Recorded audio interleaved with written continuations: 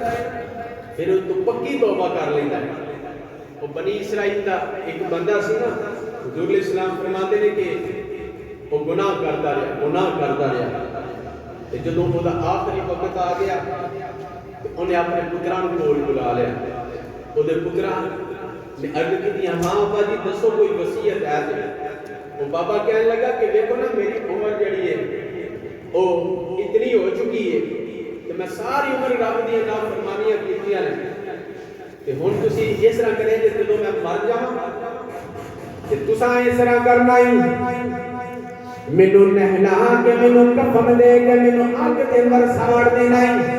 جدوں میرے جسم دی ہڈیاں دی ساہ بن جائے گی، میرا جسم دا گوشت سڑ جاوے گا، میری ہڈیاں دی ساہ بن جائے گی، اس ساہ نوں اکٹھا کر لینا ہی، اکٹھا کر کے ادھی نوں پانی دے اندر بہا دینا ہی، ادھی نوں ہوا دے اندر اڑا دینا ہی. رب العالمین دی بارگاہ دے اندر میں پیش ہی نہ ہوواں. رب العالمین احکم الحاکمین نے ہوا نوں حکم دیتا نہیں ہوائے ایدی سانوں اکٹھا کر کے لایا، ادھروں پانی نوں حکم دیتا ہے پانی ایدی سانوں تو ہی بار پھینک دے. جدوں سانوں پانی نہیں مار سکتی نہ ہوا نہیں اکٹھا کر دیتا. رب کائنات نے فرمایا تم باذن اللہ میرے حکم دے نال تو زندہ ہو جا.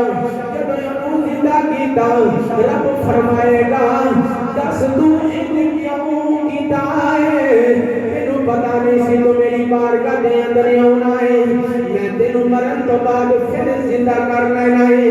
اور رب دی بارگاہ دے اندر او بندہ کہڑا ہے او یاد کرے گا رب العالمین میں ایسے وقت تو میں ڈردا سا میں تیرا سامنا کیویں کراں گا، میں تیری ساری عمر نافرمانیاں کردا رہیا واں، میں ساری عمر تیری حکم عدولی کردا رہیا واں، ساری عمر میں تیری اطاعت نہیں کیتی، ساری عمر میں تیری فرما برداری نہیں کیتی. حضرات محترم رب العالمین فرمائے گا اے بندیا تو اس